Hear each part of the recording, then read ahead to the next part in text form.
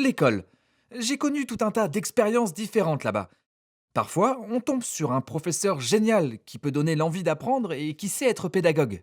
Une fois, j'ai eu une prof de sciences qui m'a laissé tenir son serpent le premier jour d'école, et les filles à côté de moi étaient genre en panique totale. Oh mon Dieu, éloigne ce serpent de moi! De quoi est-ce que tu parles? Il ne fait de mal à personne, tout va bien. Cette prof était génialissime. Elle était stricte, mais gentille. Et en plus, elle jouait du banjo à un niveau professionnel. Malheureusement, on n'a pas toujours la chance d'avoir des profs comme ça. Il y en a certains qui sont vraiment trop nuls.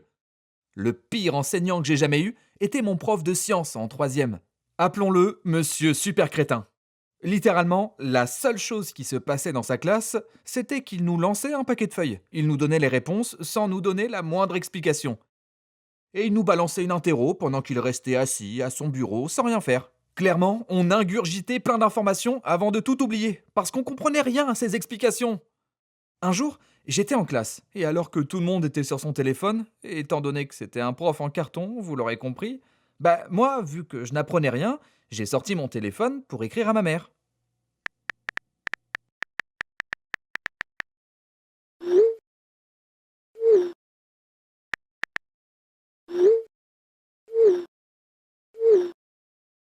D'un coup, Bryson, donne-moi ton téléphone.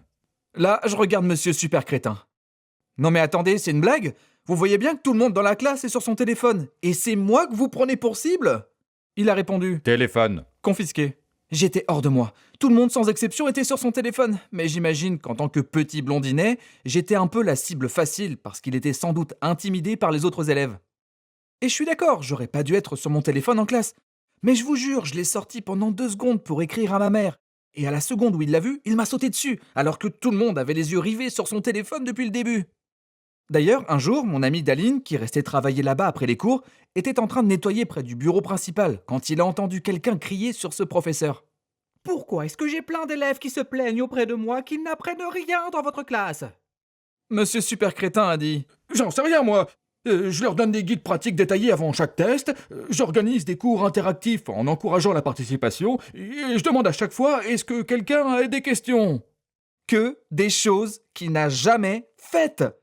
Ça prouve non seulement qu'il était un menteur, mais en plus qu'il savait comment enseigner, mais qu'il choisissait de ne pas le faire. Qu'ai-je fait pour mériter ça? Dans la même école, en classe de quatrième, j'avais un cours de céramique. On travaillait l'argile, entre autres, et cette prof était trop gentille. Appelons-la Madame Céramique. Elle nous apprenait par exemple à travailler l'argile pour éviter qu'elle ne se fissure, ou à combiner 2 morceaux d'argile sans qu'ils se dissocient. C'était hyper intéressant et amusant, et j'ai appris plein de trucs. Alors, en troisième, j'ai décidé de resuivre son cours.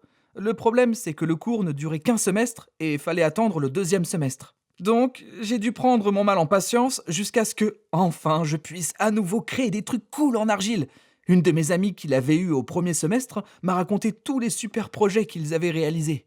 Du coup, j'étais surexcité de retravailler avec l'argile. Je suis entré dans la classe, je me suis assis et j'ai attendu impatiemment. Là, un remplaçant que je n'avais jamais vu avant est entré et a commencé à faire l'appel. J'ai levé la main. Elle est passée où, Madame Céramique? Oh, elle a eu un AVC. Quoi? La semaine avant que je ne recommence la céramique, notre professeur a eu un AVC et ne reviendrait pas pour le reste du semestre. Mettez fin à mes souffrances. Bon, vous inquiétez pas, elle va bien.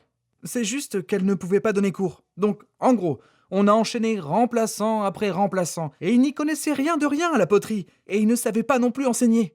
Mais ils ont gardé le pire pour la fin. Le terrible monsieur Salazar. Tout comme Salazar Serpentard des livres Harry Potter. Renseignez-vous si vous ne voyez pas de quoi je parle. Mais oui, il avait toujours un regard froid et inexpressif, zéro émotion. Un jour, il est venu avec un ordinateur portable. Il a regardé le bureau super bien décoré de Madame Céramique et il s'est dit.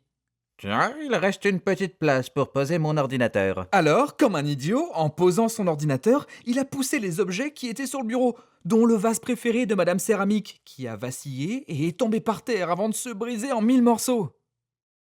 Sérieux, c'était son vase préféré. Pas de réaction. Elle a mis du temps à le fabriquer. À quoi tu pensais? Pas de réaction. Sérieux? Et puis, il a simplement commencé à donner un cours, sans même reconnaître ce qu'il venait de détruire. Mais quel genre de monstre es-tu? Ouais, ce cours était vraiment trop nul. Mais je ne peux pas non plus mettre tous mes problèmes sur le dos de mes professeurs.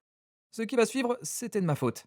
Récemment, dans mon cours d'histoire approfondie des États-Unis, j'étais affalé sur mon bureau comme ça, en prenant des notes sur le cours que le professeur donnait. Je commençais doucement à m'endormir, je clignais des yeux et le cours venait à peine de commencer. Bon, les enfants, au moment où Christophe Colomb a découvert l'Amérique, la déclaration d'indépendance a proclamé que la guerre civile a éclaté. Hitler a promis de ne plus envahir de territoire, mais il a menti, et Martin Luther King Jr. était un homme. Et puis Donald Trump a été élu président. Voilà ce que vous devez savoir pour le test. Bryson, tu veux bien nous résumer le cours d'aujourd'hui en quelques mots? Vous pouvez répéter la question? Non seulement mon écriture est, disons, difficilement lisible, mais j'ai regardé les notes que j'ai prises pendant que je somnolais. C'était littéralement du gribouillage. Regardez, cette partie ne suit même pas les lignes. Mon super pouvoir qui me permet de m'endormir très rapidement est à la fois une bénédiction et une malédiction. Enfin bon, voilà. On continue? Salut, ça faisait longtemps. Désolé, j'ai mis du temps à faire cette vidéo, mais croyez-le ou non, j'ai aussi d'autres trucs à faire en dehors de l'animation. Genre, aller à l'école. Désolé d'avoir mis une éternité. Et sinon, je voulais aussi vous rappeler quelques trucs. N'oubliez pas de ne pas vous abonner et surtout, ne parlez pas de la chaîne à vos amis. Et quoi qu'il en soit, ne suivez surtout pas mon compte Twitter Amination, lien dans la description. Et s'il vous plaît, ne m'envoyez pas vos dessins parce que sincèrement, ça ne me fait jamais plaisir, bien au contraire. Mais plus sérieusement, je suis trop content de voir que vous êtes nombreux à apprécier la chaîne, et je suis impatient de voir jusqu'où elle ira à l'avenir. À l'avenir? Qu'est-ce qui va pas chez moi?